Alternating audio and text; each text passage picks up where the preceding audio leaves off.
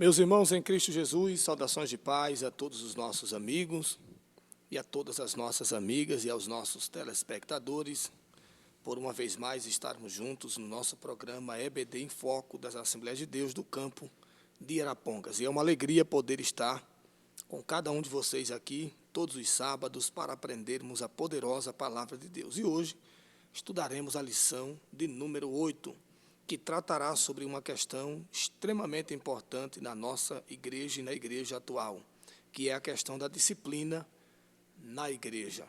E antes de nós fazermos aqui nossas leituras preliminares, nós já queremos dar uma saudação de bem-vindo e saudar com a paz do Senhor o nosso presbítero e professor Danilo. Professor Danilo, paz do Senhor, bom dia.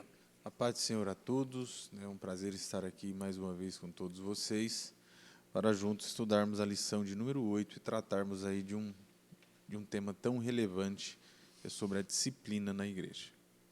Iremos ler o nosso texto áureo, que está em Hebreus, capítulo 12, versículo 5. E já vos esqueceste da exortação que argumenta convosco como filhos? Filho meu, não desprezeis a correção do Senhor, e não desmaieis, ou não desmaiais, desmaieis, quando por ele fores repreendido. Nossa verdade prática, a disciplina cristã é uma doutrina bíblica necessária, pois permite ao crente refletir o caráter de Cristo. E nós temos a nossa leitura bíblica em classe, que está em Hebreus 12, do capítulo 5 ao 13, e nós já iremos ler aqui a nossa apresentação da lição. Não iremos ler a leitura bíblica em classe para ganharmos um tempo e já passarmos para o professor Danilo. Teremos aí que mostrar a necessidade de disciplina na igreja. Em segundo lugar, destacar que a disciplina tem como propósito preservar a honra cristã e repelir a prática do pecado. E em terceiro, apresentar as diferentes formas de disciplina elencadas da Bíblia na Bíblia. Está com o nosso professor presbítero Danilo. Amém. Vamos lá para a lição de número 8, e nós vamos hoje falar sobre disciplina na igreja, ou também, como bem reconhecida, a disciplina eclesiástica. Nós estamos aqui diante de um tema que, dentro do contexto bíblico, dentro daquilo que o próprio apóstolo Paulo nos deixou, quando sistematizou a sua teologia, ou a nossa teologia bíblica, através das suas cartas, nós temos esse tema como uma doutrina bíblica. Quando nós falamos sobre disciplina eclesiástica, disciplina na igreja, nós não estamos falando sobre uma opção que o líder ele deve ou não tomar, mas nós estamos falando de uma doutrina. E se é doutrina, toda a igreja, toda a comunidade de fé, que é baseada na palavra de Deus, na doutrina dos apóstolos, precisa o quê? Precisa aderir, desenvolver em sua experiência de fé enquanto comunidade. E hoje nós vamos desenvolver aqui algumas reflexões, alguns argumentos acerca da disciplina eclesiástica, da disciplina na igreja, e nós gostaríamos que todos vocês que irão nos acompanhar através dessa lição pudessem ser enriquecidos, abençoados através dessa lição de número 8 e poder trazer aqui alguns subsídios aos nossos queridos professores que vão lecionar essa lição no domingo que vem. Amém? Para isso nós vamos já para a nossa introdução. E a nossa introdução já traz aqui um breve resumo do que nós vamos comentar. Olha só, nessa lição estudaremos sobre a prática da disciplina na igreja. Então, nessa lição, a lição de número 8, tem como foco estudar sobre a prática da disciplina eclesiástica, da importância dessa doutrina bíblica para o corpo de Cristo. Embora seja muito necessária a disciplina como prática da igreja cristã, ela vem sendo esquecida e negligenciada por muitos. Ora, uma igreja que não corrige seus membros perdeu a sua identidade, não passando de um mero grupo social. O resultado disso são igrejas fracas, anêmicas e sem testemunho cristão. Por isso, nosso assunto da disciplina cristã como um processo formativo do caráter cristão nas modalidades corretiva e formativa. Aqui nós temos um breve resumo que nós vamos estudar, e o porquê, quais são os motivos dos quais nós devemos levar em consideração da importância dessa doutrina, gente. Isso é doutrina. a importância da disciplina eclesiástica. Olha só, um dos principais motivos que nos leva a estudar, entender a importância da disciplina na igreja, disciplina eclesiástica, envolve o quê? O ato de negligenciar essa doutrina nos dias de hoje. Há uma certa dificuldade por parte de muitos líderes, de muitas igrejas, de comunidades de fé, de colocar a doutrina da disciplina eclesiástica em prática. Mas olha só quais são os resultados disso. A igreja sem disciplina eclesiástica, ela perde a sua identidade. Esse é um dos principais temas da nossa lição. Ela vai perder a sua identidade enquanto comunidade de fé. Ela vai se tornar o quê? Num mero grupo social, numa mera organização social. Sem disciplina eclesiástica, olha só, vai se tornar uma igreja fraca, anêmica, sem qualquer tipo de vigor espiritual, e ela vai perder o seu testemunho cristão. Então, observe que a lição de número 8, os nossos professores que irão lecionar essa lição, tem toda esses comentários que podem o quê? Enriquecer logo a introdução da lição de número 8. Por quê? Porque aqui nós temos motivos dos quais nós devemos entender essa doutrina. Nós temos aqui os resultados a partir do momento que essa doutrina é negligenciada dentro da igreja. E a partir daí a gente consegue entrar, por exemplo, olha só, dentro do tópico número 1, que vai falar sobre a necessidade da disciplina bíblica, da disciplina eclesiástica. A primeira dela envolve o quê? Que Deus é santo. Observe que a ideia de disciplina eclesiástica, disciplina na igreja, envolve o quê? A santidade de Deus. E se essa doutrina envolve a santidade de Deus, isso significa o quê? Que essa é uma doutrina importantíssima para o corpo de Cristo. Olha só, Deus é santo, e santidade é o quê? É um dos atributos de Deus. Deus é um ser que, no seu caráter, na sua pessoa, no ser de Deus, envolve o quê? Os seus atributos morais, os seus atributos naturais, os seus atributos intelectuais. E olha só, santidade é um dos atributos de Deus e, por isso, é uma das causas que justificam a necessidade da disciplina na igreja. Lá em Levítico capítulo 11, verso 45, o texto nos diz que eu sou santo. Deus é santo e, como tal, deve ser reconhecido. Jesus mostrou na oração do Pai Nosso a necessidade de reconhecermos a santidade de Deus. Santificado seja o teu nome. Quando Deus se faz presente, a nossa pecaminosidade se evidencia. E, vendo isso, Simão Pedro prostrou-se aos pés de Jesus, dizendo: Senhor, ausenta-te de mim, porque eu sou um homem pecador. Assim, olha só, a última frase ali do primeiro subtópico. Assim, quando o comportamento pecaminoso na vida do crente não é corrigido, a santidade de Deus deixa de ser reconhecida. Vamos trazer aqui alguns detalhes desse primeiro subtópico. Observe que logo na primeira frase nós temos o que aqui? A definição do que é santidade. Santidade envolve o quê? É um atributo de Deus. É um atributo que envolve o ser de Deus, a pessoa de Deus, o caráter de Deus. E olha só, gente, entre esses seus atributos está a sua santidade. E envolve o que? A ideia de um ser totalmente separado do pecado, de um ser totalmente separado daquilo que envolve mácula, daquilo que envolve o que? Mancha. Deus é um ser santo, absolutamente separado de todo e qualquer tipo de mancha, mácula e pecado. E nesse sentido, olha só, a falta de disciplina bíblica, a falta de disciplina eclesiástica faz com que a santidade de Deus seja o quê? Seja comprometida enquanto verdade fundamental para o corpo de Cristo. Uma das passagens mais fantásticas do Antigo Testamento, pelo menos para mim, envolve a visão de Isaías, lá no capítulo 6 do seu livro. Isaías ele vai se deparar com serafins, que estão ali, de certa forma, entoando um cântico a Deus, e o conteúdo da mensagem, né, do cântico daqueles serafins é qual? Olha só, santo, santo, santo é o Senhor dos exércitos. O interessante dessa passagem é que, quando os serafins ali estão entoando esse cântico, enaltecendo a santidade de Deus, eles vão repetir a palavra santo, né, quantas vezes? 3 vezes. Isso, dentro da teologia bíblica, é chamado de uma menção que vem acompanhado por uma ênfase, né? Observe que os serafins, eles estão fazendo menção da santidade de Deus, o chamando, o reconhecendo como santo, e está enfatizando o quê? Essa mensagem, né? Este tema que envolve Deus, a sua santidade.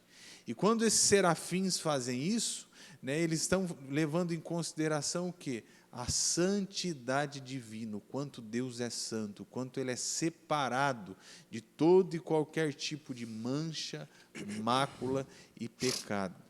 E a disciplina na igreja ela é importante para quê? Para reconhecer, para valorizar, para enfatizar que Deus é santo e Ele requer o quê? Santidade do seu povo. É por isso que Ele vai trazer a ideia que Ele é santo ao povo de Israel, lá em Levítico, capítulo 11, a partir do verso 45.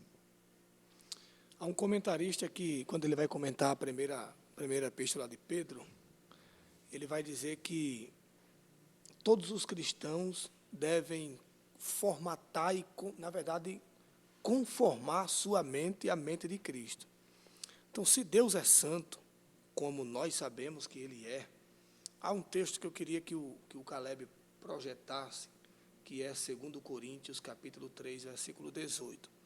Porque há uma acusação sobre alguns irmãos de que não se pode exigir dessa geração atual a santidade, porque, segundo os tais, ela é somente de Deus. Só Deus é santo, ninguém é santo, blá, blá, blá, aquela conversa fiada. E aí as pessoas fazem o que querem, andam do jeito que querem, como eu já disse, reitero, baseando-se na conivência de muitos líderes. No início da lição, falou que muitas igrejas se tornaram, por não aplicarem a disciplina, apenas organizações sociais, né? É um clube, né? Na verdade, a gente tem muitas igrejas que é um clube de socialização, né? O cara vai lá e ele pensa que aquele ambiente é para ver o irmão que não tinha vindo há não sei quantos anos, é para ver a irmã que passou 3 dias sem fofocar com ela naquele período. E aí não há mais o sentido de culto, se perde até o sentido de culto, né? Que você vai à igreja, você não vai para lá para vender Avon, entre as coisas, você vai para cultuar a Deus. Mas olha o que Paulo disse. Mas todos nós, com o rosto descobertos, refletimos como um espelho a glória do Senhor. Somos transformados de glória em glória na mesma imagem de quem? Do Senhor, como pelo Espírito do Senhor. Ora, Deus é santo. Importa que os seus filhos reflitam a santidade de Deus.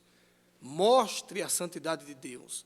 Veja, da mesma forma que a gente se olha no espelho e nós nos observamos, eu garanto que qualquer pessoa, professor Danilo, que se olha no espelho, automaticamente ela começa a enxergar uma série de problemas, principalmente na sua pele. Se é uma mulher, o que é que ela faz? Aqui eu tenho que passar um blanche, aqui eu tenho que passar um pó, aqui eu tenho que dar uma ajeitada, uma subida na sobrancelha, uma ajeitada nos olhos, porque ela percebe o seu problema estereótipo. Ela sabe que ela precisa mudar alguma coisa para ficar mais bonita. Quando você se olha na Bíblia, pela Bíblia, como por um espelho, você não se olha por fora, você se vê por dentro. E você sabe que está em falta, você sabe que está em falha. Isso chama-se o constrangimento do Espírito, que constrange o ser humano a entender e a ver que o Pai é santo e que ele precisa ser santo. Isso é muito interessante. E aqui algumas palavras em grego que eu não vou citar, mas a gente pode falar muito rapidamente sobre a questão do espelho, que é justamente refletir a santidade de quem o chamou, a transformação, que é justamente se transformar, se moldar a sua mente à mente de Cristo. Se a mente de Cristo é santa, a mente do cristão também deve ser santa, não pode ser profana. Tá? E tudo isso se dá e é levado por meio da disciplina cristã. A disciplina cristã não veio para matar, ou não vem para matar o cristão, vem para mostrar a ele que o pai dele é santo e que ele precisa também manter um certo padrão de santidade. Ele não vai ser como Deus, mas ele tem que, no mínimo, refletir uns 2% ou 1% daquilo que Deus é. E olha só como que isso envolve disciplina cristã e a importância desse tema. Quando nós lemos Gênesis capítulo 1, capítulo 2 e 3, nós temos lá o relato do quê? O relato da criação, né? E quando Deus vai criar o homem, o detalhe é que ele o cria conforme a sua imagem e a sua semelhança. E o texto nos diz lá em Gênesis capítulo 3 que houve a queda. Né? Houve a queda, esse declínio moral e espiritual do homem por decorrência do primeiro pecado, pecado original. E quando o homem peca, né, segundo o texto bíblico, essa imagem e semelhança que nós recebemos de Deus, né, a partir desse pecado, ela não vai ser perdida totalmente. Sim. O que a Bíblia nos diz é que nós fomos criados à imagem e à semelhança de Deus, e devido ao pecado, essa imagem e semelhança de Deus ela vai ser distorcida. Ela não vai ser perdida totalmente, porém distorcida. Né? Totalmente distorcida em seu sentido moral, espiritual e etc. E olha só a importância da santidade que vem de Deus, né, do teu espírito, e nos santifica. Essa imagem e semelhança que foi distorcida pelo pecado, a partir do momento que a gente entra num processo de santificação, essa imagem distorcida, essa semelhança distorcida pelo pecado, ela vai sendo o quê? Recuperada. Nós vamos, dentro de um processo de santificação, sermos restituídos à imagem e à semelhança de Deus. E isso acontece por decorrência do quê? Da santidade divina, que através do teu Espírito, do Espírito de Deus, o Espírito Santo, ele passa a residir no nosso corpo e automaticamente essa imagem que foi distorcida por decorrência da queda, ela vai sendo restituída na vida, no caráter, tanto no sentido moral e espiritual na vida do cristão. E isso envolve o quê, gente? O nosso segundo subtópico aí, vamos lá para o nosso segundo subtópico, que vai falar o quê? Que a igreja é santa. Nós aprendemos no primeiro subtópico que a necessidade da disciplina eclesiástica envolve o quê? A santidade de Deus, porque Deus é santo. E envolve o quê também? A igreja é santa. Deus é santo e a igreja também deve ser. Lá em 1 Pedro capítulo 1, verso 16, o texto diz: sede santos porque eu sou santo. Ao formar seu povo, tanto na antiga como na nova aliança, o desejo do Senhor é que ele fosse um povo separado. Na verdade, a palavra grega hagios, traduzida como santo, possui o quê? O sentido de separado ou consagrado. Então, observe que a disciplina eclesiástica, gente, ela é tão importante para a igreja, o ato de disciplinar a igreja é tão fundamental, que isso envolve um dos atributos de Deus mais essenciais e necessários. Qual que é esse atributo?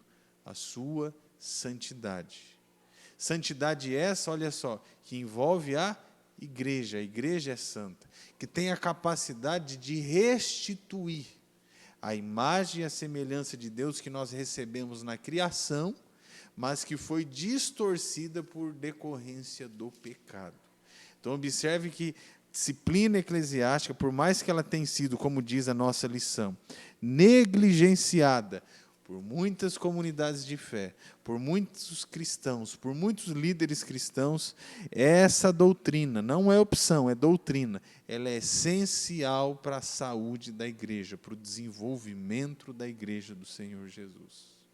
E é interessante que esse texto que o professor presbítero Danilo citou, de 1 de Pedro, dos versículos de número 13 até o versículo 32, vai tratar justamente sobre a exortação à santidade. Aqui Pedro está exortando aos irmãos que eles devem ser santos. E é bem interessante que os versos 14 ele diz que os filhos devem ser obedientes, não devem se conformar com as concupiscências que antes haviam em vossa ignorância. Aqui já se quebra o padrão dos dias atuais, né? Venha como está, permaneça como está, ande do mesmo jeito que você andava quando era antes, use as suas mesmas coisas, fique do mesmo jeito, tá? Embora a pessoa não fale, mas é o que está no texto, é o que Paulo queria transmitir. Paulo está dizendo aqui que quando você aceita Cristo, Cristo lhe molda de uma maneira tão extraordinária. Ou seja, ele quer fazer, né? Tem gente que não permite que ele faça. Mas se a pessoa permitir que Cristo e o Espírito Santo lhe molde, ele vai lhe moldar, mesmo como o professor Danilo falou, que lá no Antigo Testamento a imagem ficou manchada. Eu não sei se alguém aqui já comprou, mas antigamente, quando a gente ia comprar, Caleb, espelho, a gente ficava olhando a imagem do espelho. Não sei se alguém aqui já fez isso, porque existiam espelhos que tinham sua imagem distorcida. Você se via meio troncho, sabe? Você pegava os espelhos e você começava a olhar, e você, em alguns espelhos, você não via a sua imagem real, assim como você via um olho mais para cima, um mais para baixo. Aquilo chama-se imagem distorcida. E o que o professor Danilo falou é de uma profundidade muito grande, porque o pecado ele acabou deformando essa imagem, mas ela continua lá. Então, quando Cristo entra na vida do cristão, permitido por ele, aí ele pega, ele faz com que essa imagem deixe de ser distorcida e ele faz essa imagem ser projetada da forma correta. Aí ele diz: porquanto está escrito, sede santo, porque eu sou santo. E se invocais por Pai aquele que, sem acepção de pessoas, julga segundo a obra de cada um, andai, olha a palavra que aparece, em temor. Ande respeitando a Deus, porque temor é respeito. Ande considerando ao Senhor, não há mais respeito. As pessoas perderam o respeito, simplesmente perderam o respeito, porque muitas lideranças têm as suas igrejas como um mero clube social, onde as pessoas vão, repito, para vender uma dezena de coisas e vender principalmente a sua vida cotidiana. Ontem eu fiz isso, ontem eu fiz aquilo, e não se cultua. Porque não há correção, não há disciplina, não há um trato na pessoa de Deus. Observe os resultados disso. Olha só, quando não há disciplina eclesiástica, nós vemos o quê? Aí no terceiro subtópico, uma das principais mensagens que nós encontramos é: sem disciplina eclesiástica, o cristão ele vai perdendo a sua identidade enquanto cristão. A identidade do cristão faz com que ele seja reconhecido pela própria sociedade que ele é um discípulo de Cristo. Sim. Que ele carrega valores, princípios, a imagem do próprio Cristo em seu caráter e em sua essência. E a partir do momento que não há disciplina eclesiástica, e repito, disciplina eclesiástica envolve santidade de Deus na vida do cristão, esse cristão ele vai aos poucos perdendo a sua identidade de cristão, perdendo a capacidade de salgar, de ser luz, de ser reconhecido com os valores de Cristo, como nós vemos aqui no nosso terceiro subtópico. Então, essa primeira parte faz com que todos os professores, todos nós possamos entender que disciplina eclesiástica é fundamental, por quê? Porque envolve a santidade divina, que vai ser refletida na vida do crente, e sem essa disciplina, essa disciplina na igreja, o cristão vai perdendo a sua identidade. E essa perca da identidade, essa expressão, ela é muito interessante, porque a perca da identidade não se vê no interior do homem, se vê no exterior do homem. A perca da identidade se vê no exterior, porque saiu do interior. Olha, se eu olhar para o professor Danilo agora, eu não consigo ver o seu coração, ver o órgão, eu não consigo ver o seu rim, não. Mas eu consigo ver como ele está aqui agora, a forma que ele está, o cabelo que ele tem, a roupa que ele está trajando, o relógio que tem no braço, a aliança que tem no dedo. Então eu consigo ver. A perca da identidade vista pelo mundo, veja, logo a falta de disciplina acaba embotando essa identidade. O que é embotar? Obscurecer, né? Obscurecer. Antigamente, professor Danilo, não importava como você estivesse, vestido de social ou vestido de camisa, blusa normal, onde você sentasse em qualquer lugar, eu via isso com frequência. Qualquer pessoa que se sentasse do seu lado, ela dizia: moço, moça, você é crente, né? E aí você perguntava: por que você me diz que eu sou crente, sendo que eu não me identifiquei para você? Ela dizia: o seu jeito de andar, o seu jeito de vestir, o seu jeito de... E a pessoa ia enumerando várias características que ela observava que a pessoa era cristã, tá? Veja, hoje não tem mais isso. Você falar isso, você é legalista, você é sensacionalista, você é bicicletista, é volizista, você não pode falar isso aí, entendeu? Mas é o que Paulo está ensinando em 1 de Pedro. E não tem como fugir desse ensinamento.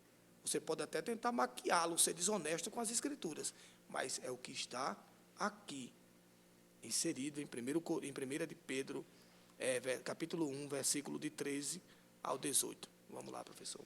E olha só, nós terminamos aqui o nosso primeiro tópico, que fala sobre a necessidade da disciplina bíblica, e vamos para o segundo, né, para a gente poder dar aí andamento na nossa lição. O propósito da disciplina bíblica. Quais são os propósitos que nós encontramos quando nós nos deparamos com a doutrina da disciplina eclesiástica? Primeiro, olha só, manter a honra de Cristo. A partir do momento que a disciplina eclesiástica ela é colocada em prática, ela tem por propósito fazer o quê? Manter a honra de Cristo. Quando o pecado não é tratado na vida do crente, Cristo é o quê? Desonrado. Lá em Romanos capítulo 2, verso 24, o texto diz que o nome de Deus é blasfemado entre os gentios por causa de vós. Se não corrigido, o comportamento pecaminoso compromete o quê? O testemunho cristão. E comprometendo o testemunho cristão, vai desonrar o Cristo ao qual nós servimos. No caso da igreja de Corinto, onde um dos seus membros adotou um comportamento flagrantemente pecaminoso, sem, contudo, ter uma resposta enérgica da igreja, condenando essa prática, levou o apóstolo Paulo a censurá-la. Não é possível alguém adotar um comportamento pecaminoso sem que isso incorra em julgamento divino. Vamos lá para o segundo exemplo, né? Qual que é o propósito aí da disciplina eclesiástica? É frear o comportamento pecaminoso. Outro propósito da disciplina cristã está no fato de que ela põe um freio no comportamento pecaminoso. Isso porque o pecado é algo extraordinariamente contagioso que tem o poder de se alastrar com grande facilidade. Não sabeis que um pouco de fermento faz levedar toda a massa? E no terceiro exemplo, em 1 Coríntios 5, o apóstolo Paulo, ele censura os cristãos porque não estavam adotando medida alguma contra a prática do pecado por parte de um dos seus membros. A consequência disso é que esse pecado acabaria enfraquecendo a igreja, pois uma igreja que não pratica disciplina bíblica fatalmente fracassará. E nesse sentido não se pode tolerar a prática do pecado ou o comportamento pecaminoso na igreja nem fora dela, mas tenho contra ti o tolerares que Jezabel, mulher que se diz profetiza, ensine e engane os meus servos, para que se prostituam e comam dos sacrifícios da idolatria. Esse é um exemplo, está lá em Apocalipse, capítulo 2, a partir do verso número 20. Então, observe que aqui no nosso segundo tópico, nós temos propósitos, dos quais nos fazem entender o porquê que a disciplina eclesiástica, a disciplina bíblica, ela é importante. Primeiro, porque ela mantém a honra de Cristo. Sim. Cristo, como Deus Filho, é um ser exaltado, glorificado, né, caracterizado pela Bíblia com valores, princípios, toda uma ética divina que nós encontramos em sua pessoa, e a partir do momento que a disciplina bíblica ela não é desenvolvida na igreja, Cristo é desonrado. Nós vemos isso como exemplo na própria igreja de Corinto, que Paulo vai escrever.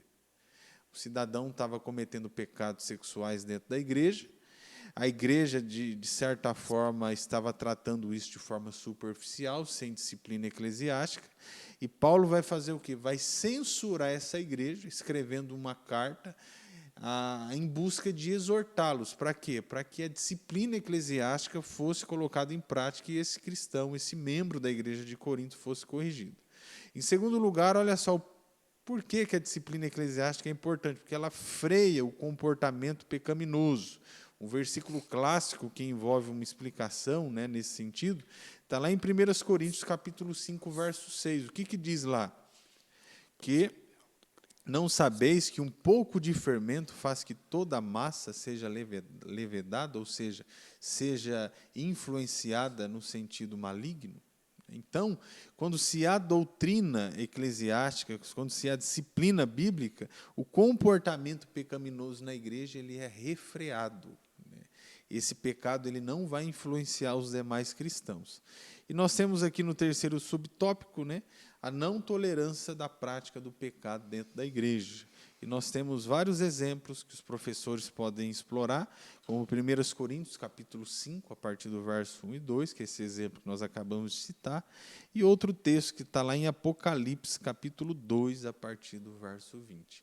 Esses são propósitos dos quais nós devemos nos apegar para poder estabelecer a doutrina da disciplina eclesiástica. E a gente vê como a correção é tão importante, porque a gente tem um outro episódio muito clássico, que é o episódio onde Josué está inserido, que é no caso de Ofni e Finéias, com os seus maus comportamentos da sua época. E ali fica claro, sugerível, que ali havia uma espécie de vista grossa para o que Ofni e Finéias faziam dentro do templo da casa de Deus. Diz que eles comiam dos sacrifícios que eram oferecidos, levavam mulheres para dentro do santuário, né? Andava de todas as formas, de todo o jeito. Quer ver uma outra coisa interessante? Foi citado um outro texto que Paulo também o escreveu, que é em Romanos 2:24.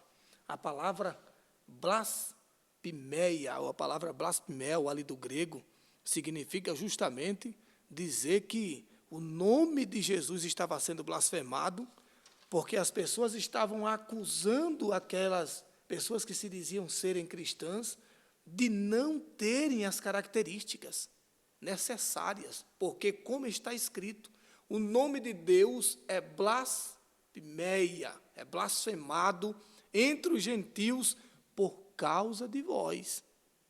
Vocês são a causa do meu nome estar sendo injuriado. Sabe, as pessoas olham para vocês e não veem em vocês o caráter, as características de um verdadeiro cristão. Uma vez mais, se eu fosse interpretar à luz de uma exegese fiel, quer dizer, eu faço isso, né? Mas se eu fizer isso aqui, eu serei taxado de legalista, porque é a moda do momento, presbítero Danilo. A moda do momento é cristãos acusarem outros cristãos de legalistas, porque eles querem que a pessoa viva uma vida piedosa, uma vida santa diante de Deus. Ninguém é o último gole da Coca-Cola, nem a última bolacha do pacote, porque tem outras lá dentro.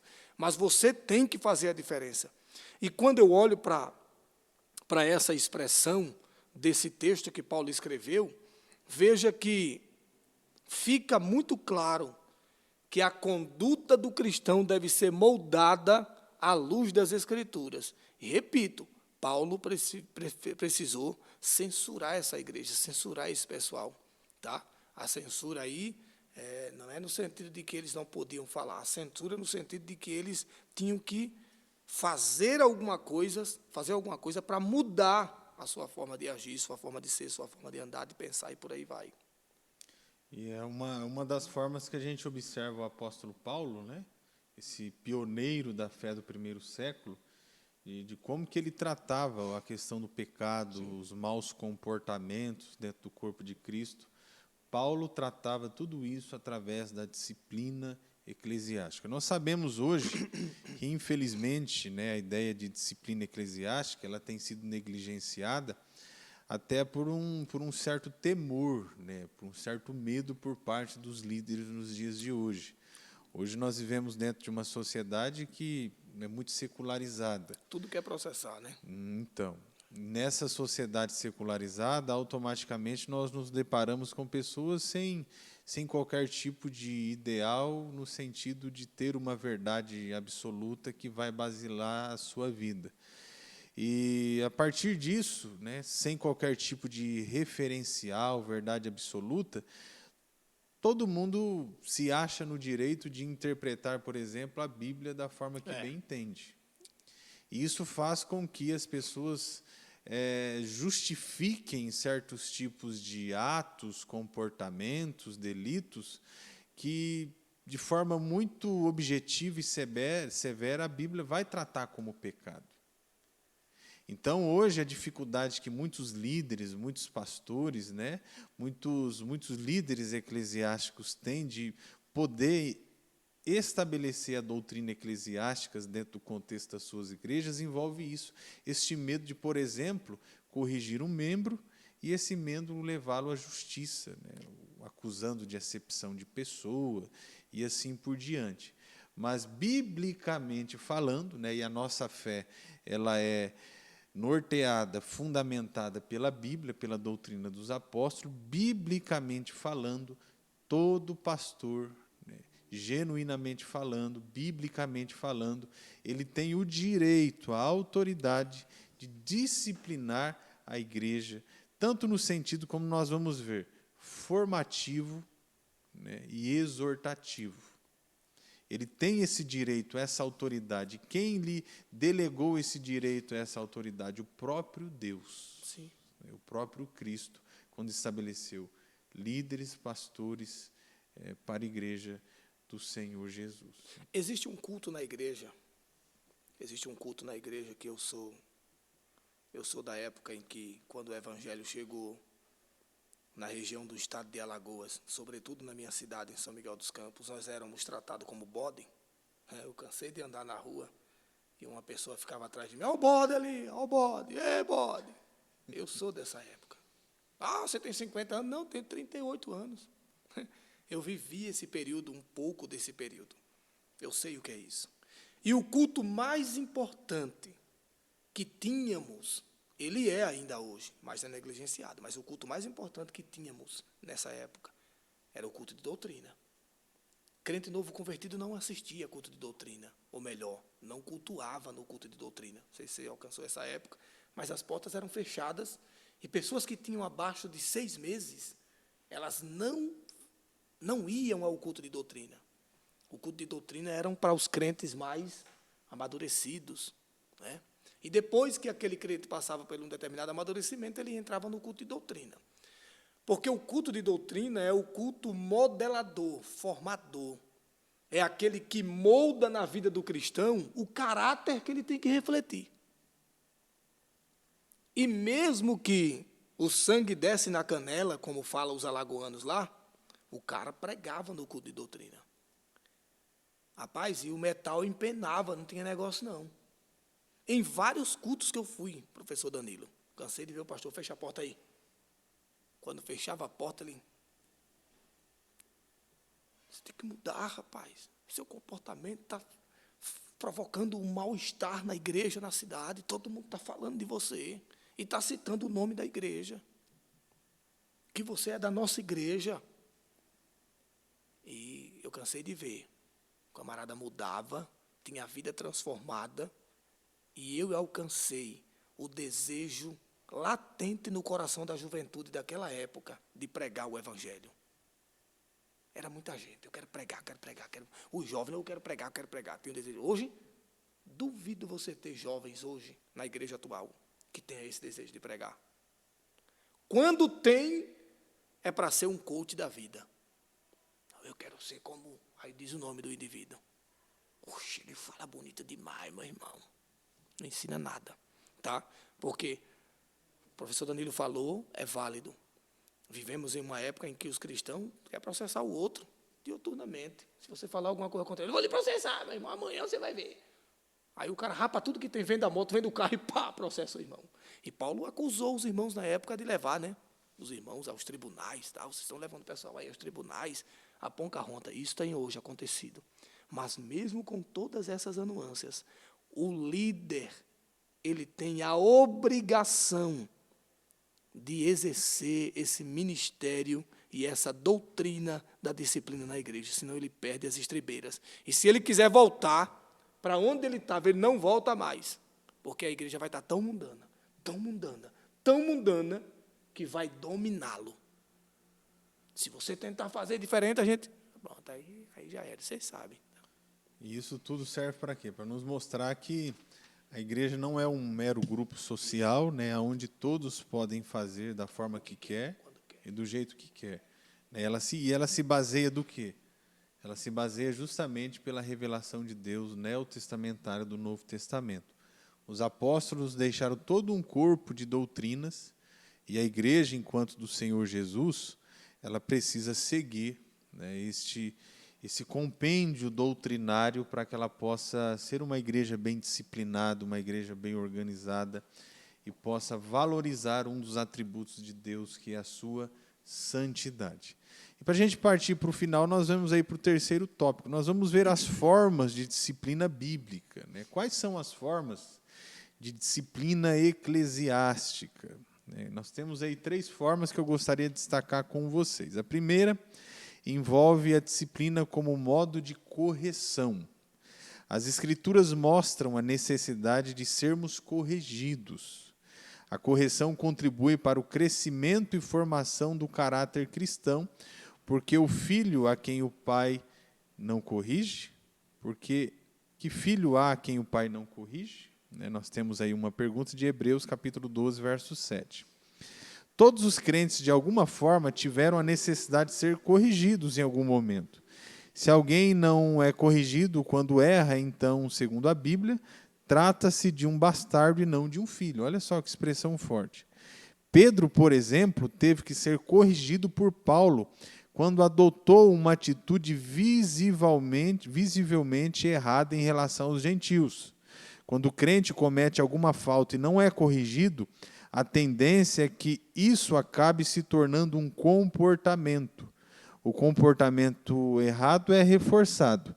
Dessa forma, o alvo da disciplina é levar aquele que pecou ou vive na prática do pecado à restauração e reconciliação. E nós temos uma referência em Gálatas, capítulo 6, a partir do verso 1.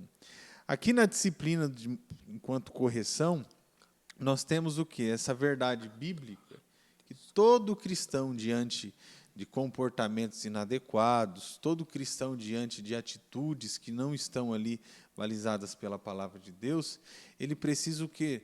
Ser corrigido. Ele precisa ser disciplinado. Todo cristão precisa ser disciplinado diante dessas situações. E olha só, a ideia de ser disciplinado envolve o quê? O direito, o privilégio de ser o filho. Porque todo pai que ama o seu filho, ele vai o quê? Ele vai corrigi-lo, né? Vai estabelecer certos tipos de disciplina com relação a certas condutas inadequadas que ele está tendo. Então, aqui no nosso primeiro subtópico, observe que a ideia de disciplina corretiva envolve a correção, que é uma correção válida, diante de certos tipos de comportamentos que não são adequados para o cristão. E repito, presbítero Salim, todo pastor, todo líder cristão que está na frente de uma comunidade cristã, baseado pela palavra de Deus, ele tem autoridade, ele tem o quê? A permissão divina de corrigir, né, a conduta, o comportamento de um cristão que está ali se desenvolvendo de forma inadequada. Dessa forma, e nós temos aí mais 2 métodos, né, ou melhor, mais 2 formas de disciplina. Eu penso que os professores dessa lição da Escola Bíblica Dominical, dessa lição de número 8, concernente aos 2 primeiros itens dessa lição, que é a questão da correção e da restauração do membro, eu sou eu sou 100% suscetível a essas duas áreas. Agora, concernente a essa terceira, eu penso que o professor deve ter um cuidado, porque aqui nós estamos falando de exclusão. E a Igreja Católica tem um processo semelhante a esse, que é chamado processo de excomunhão. Tá? O processo é igual. O processo é igual. Não sei se as formas que levaram esse processo o são, mas o processo do nome é igual, né? Só muda o nome, né? Que a Igreja Católica tem aquilo como uma expulsão definitiva. É uma expulsão definitiva onde não há mais volta. E aqui na igreja também há uma expulsão definitiva, mas eu, particularmente falando, não estou dizendo que é errado, estou dizendo que eu, no meu particular, vejo uma carga suscetiva de problemas aqui, que deve ser tratado com muita seriedade, e eu não terei tempo para tratar aqui, né? Mas veja que esse processo dessa última etapa, ele é um processo que eu conheço muito bem, né? Eu não me recordo agora, professor Danilo, o que é que leva o membro a ser cortado, né, desse corpo de Cristo. E nem sei se os homens têm essa tal autoridade. A minha questão é concernente a isso. Se há, de fato, essa autoridade, do grego autoritas, se há esse poder facultado, delegado, do Pai, do Filho e do Espírito Santo, para que os homens retirem esse membro do corpo de Cristo, sendo que quem o colocou no corpo de Cristo foi o próprio Cristo, por meio da sua morte na cruz e pelo sangue. E eu penso um outro problema, se esse ato não invalidaria o sacrifício vicário de Cristo, que morreu por aquela pessoa e que ele sofreu por ela. Veja que tem uma série de problemas aqui que não são fáceis de resolver. Mas, bem, o que a nossa lição informa é que há 3 formas de você disciplinar o membro, e a primeira delas é você trazer para a vida dele uma correção, corrigi-lo. Olha, você errou, você falhou, você vai ficar aqui um determinado período, e depois desse período, aí vem um segundo processo, que é o processo da restauração. Há uma outra área também no processo da correção, que é levar o membro, né? As igrejas aqui eu nunca vi fazerem isso, mas lá no Nordeste ainda fazem assim. O cara falhou, pecou, e aí ele é levado no dia da restauração para o meio da igreja, onde ele vai no meio de todos os irmãos. Você sabe disso, é pedir perdão, peço perdão à igreja, tal, não sei o que, e o pastor lá diz, os irmãos perdoam os irmãos, aí. Glória a Deus, se tiver alguém com raiva lá, irado lá, mesmo que ele esteja irado com raiva, não gosta do cara, ele vai, amém, infeliz. E o camarada é ligado novamente ao corpo de Cristo. A minha questão, professor Danilo, é se há como um homem ligar e desligar alguém ao corpo de Cristo. Eu não estou falando pela palavra, né? Que pela palavra o cara se desliga, né? Você se autodesligou pela palavra. Mas a minha questão é concernente a isso. Mas, tirando a minha questão, o que a lição está dizendo é que, de maneira cirúrgica, né? O membro é cortado do corpo de Cristo. Aí tem um texto bíblico lá em 1 Coríntios 5, versículo 13. Projeta aí para nós. 1 Coríntios 5, versículo 13. Já vou devolver ao professor Danilo. Eu queria só observar esse texto com os irmãos, que esse texto ele é muito importante. 1 Coríntios 5, é isso? 13. Versículo 13. Veja o que diz esse texto. Mas Deus julga os que estão de fora. Tirai, pois, dentre vós a esse iníquo. Beleza, tranquilo. Tirai, pois, dentre vós a esse. Eu estou em 2 Crônicas aqui, eu estou todo doido aqui, mas deixa para lá. Veja, mas Deus faz o seu julgamento. Os que estão de fora, Deus está dizendo, tirai, pois, dentre vós a esse iníquo. A quem se refere esse texto, professor Danilo, no contexto dessa passagem? Olha só, até pegando um gancho no que você citou, né? A gente está falando sobre as formas de disciplina eclesiásticas, né? A disciplina como modo de correção, Aqui no segundo, a disciplina como forma de restauração, nos mostrando que a disciplina eclesiástica tem esse poder, essa capacidade de restaurar uma pessoa. Só que quando a gente entra aqui sobre a disciplina como um modo de exclusão ou de excomunhão, tem a ver com esse trecho da palavra de Deus em 1 Coríntios, capítulo 5, verso 13. Por quê? Porque dentro do contexto da igreja de Corinto, existia lá um cidadão jovem, né, que aparentemente estava fazendo o quê? Né, tendo relações sexuais com a esposa do seu próprio pai, ou seja, sua madrasta. E Paulo vai olhar para tudo isso e, vendo a igreja de Corinto, de certa forma, negligenciar a disciplina eclesiástica, ele vai estabelecer o que aqui? Uma correção. Sim. E essa correção é de natureza aí de exclusão, de excomunhão. Ou seja, quando Paulo escreve aqui, mas Deus julga os que estão de fora. Tirai, pois, dentre vós a esse Nico se refere a esse rapaz que estava dentro da igreja cometendo esse tipo de pecado sexual, e a igreja estava sendo o quê? Leniente com ele. Sim. Então, essa ideia de exclusão, né, ou de excomunhão, essa é uma ideia bíblica. Sim. Né? Só para ressaltar, gente, essa forma de disciplina eclesiástica, por exemplo, de excluir alguém da igreja, né, cortar essa pessoa do corpo de Cristo, ela acontece a partir de duas perspectivas. A primeira envolve pecados sexuais, né, que a pessoa ela não se arrepende daquilo que ela fez, continua na mesma prática, e Paulo está dizendo, expulse esse Nico da igreja. É excomungar, né, é cortar fora. E o outro motivo envolve os hereges. Né? No primeiro século, segundo, terceiro século, vai surgir muitos hereges no contexto da igreja. E esses hereges, eles se adentravam dentro do corpo de Cristo, eles maculavam a sã doutrina do Senhor Jesus. Os apóstolos, por inúmeras vezes, eles corrigiam, né, esses hereges, esses falsos ensinadores, e quando eles não percebiam que esses homens eles iriam se arrepender ou iriam continuar pregando as suas heresias, o que os apóstolos faziam? O apóstolo Paulo fazia? Ele expulsava os hereges da igreja. Eles cortavam esses homens do corpo de Cristo. É por isso que Paulo vai usar lá a expressão, olha só, uma expressão muito conhecida que poucas pessoas entendem, a expressão de entregar a pessoa a Satanás. Sim. Né? Quando a gente lê um texto como esse, a gente às vezes acha que é muito forte. Sim. E às vezes a gente tem uma certa dificuldade de entender o porquê que Paulo está entregando uma determinada pessoa a Satanás. E ele está fazendo isso com quem?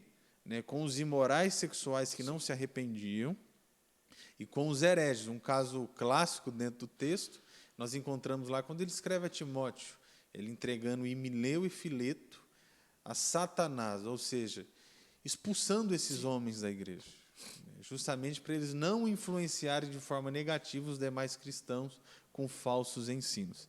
Então, quando a gente fala sobre a disciplina, né, como modo de exclusão, que é cortar uma determinada pessoa do corpo de Cristo, nós vemos que essa é uma doutrina bíblica que envolve a disciplina eclesiástica. Biblicamente falando, a igreja, né, o pastor, os presbíteros, o conselho da igreja enquanto liderança, se deparando com certas situações de apostasia que estão ali, de certa forma, influenciando a igreja, o corpo de Cristo, os líderes da igreja têm a autoridade e a liberdade de excomungar ou de excluir alguém que esteja nesse estado. Na verdade, devido a algumas oportunidades, algumas não, né? Várias oportunidades e diversas oportunidades que foram dadas ao indivíduo para ele mudar e voltar e fazer diferente, não foi aceita, logo dessa forma o indivíduo acabou se autocondenando, né?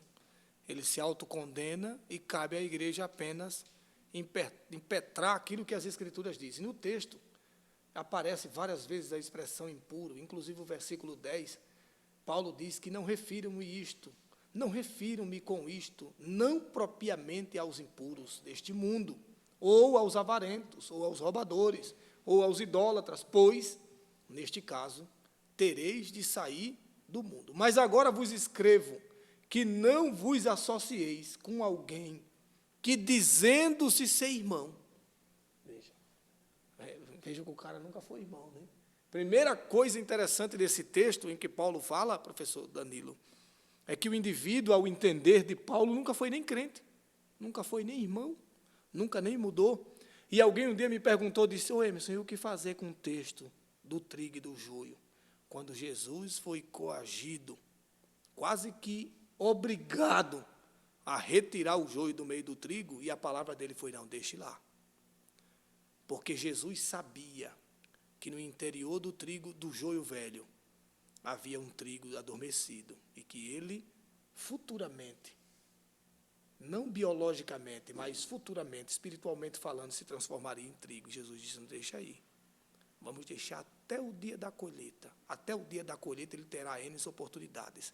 Veja, a expressão que aparece aqui no texto, dizendo-se ser irmãos, do grego onamazo, tá? Que significa uma menção, significa dar o nome a alguém, ser nomeado, levar em nome, proferir, tá? Uma determinada coisa. Essa expressão onamazo do grego, ela é extremamente importante, porque ela traz uma revelação precisa do texto.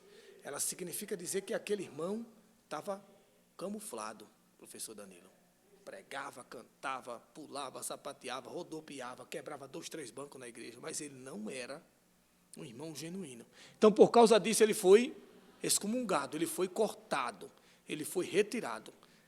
E com isso, eu não vou nem entrar mais nas outras coisas, porque com isso surge uma outra questão. Sendo esse irmão cortado, vou dar um exemplo, da Igreja Assembleia de Deus, arrependendo-se no futuro, poderá esse irmão adentrar em outra igreja? Ou ele foi cortado no âmbito em definitivo? Biblicamente falando, esse corte só acontece a partir do momento que ele não se arrepende. Que ele não se arrepende. E para o ministério em que ele está? Para todos os ministérios, desde que os ministérios seguem a doutrina bíblica, né? Porque não existe uma Bíblia para a Assembleia de Deus e outra para Batista ou presbiteriano.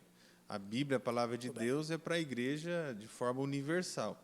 Só que, de fato, o que nós encontramos aqui através desses exemplos é que este corte do corpo de Cristo, ele só acontece a partir do momento que esses pecados são evidentes, que vão influenciar a igreja de forma nítida, de forma negativa, quando não há arrependimento, os líderes ali corrigem.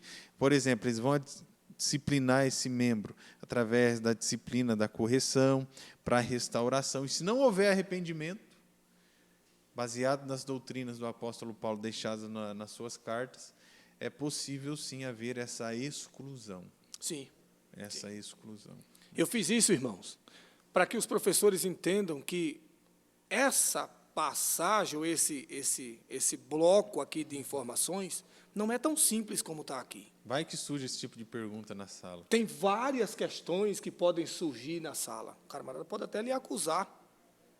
Você está condenando o irmão, você condenou o irmão aí, ó, você acabou de condenar o bichinho. Você entendeu? Tá, então isso surge. Eu já me deparei em lições anteriores, nossa, que teve esse assunto, e misericórdia. Na época eu era mais novo, não tinha informação quase de nada, fiquei, ó, boiando, hein? E a ideia de julgamento na Bíblia, olha só como é outra coisa também precisa ser esclarecida. Sim. A Bíblia, de fato, diz para a gente não julgar pessoas, mas a Bíblia pede para a gente poder julgar, analisar ações e atitudes. E segundo a justiça de Deus, você tem autoridade para julgar, como pregou muito bem o nosso pastor, o vice-presidente, em um culto que teve aqui na sede, né? Onde ele pregou brilhantemente. Não é só dizer, você não pode julgar, você pode julgar sim. A Bíblia ordena você julgar o irmão segundo a reta justiça de Deus. As suas ações, sim, as suas atitudes. Não banaliza, né? Não banaliza. Mas vamos lá, professor Danilo. Então, observe que há toda essa questão das formas da disciplina bíblica, e isso vai passar pela disciplina como modo de correção, né, que nós vemos agora há pouco, a disciplina como forma de restauração, e de forma bem esclarecida a gente teve aí a disciplina como modo de exclusão. É possível excluir uma pessoa do corpo de Cristo, cortar essa pessoa do corpo de Cristo de forma cirúrgica por decorrência de falta de arrependimento por pecados graves que está influenciando a igreja de forma negativa. E a partir daí a gente chega na conclusão, né? Vamos para a conclusão da nossa lição. Nessa lição vimos o valor da disciplina cristã sob os diferentes aspectos. A disciplina se mostra necessária quando sabemos que Deus é santo, né? A ideia da disciplina eclesiástica ser associada à santidade de Deus e exige que seu povo seja santo. Por outro lado, a disciplina também cumpre os propósitos de Deus quando ela conduz o cristão a se conformar com o caráter de Cristo.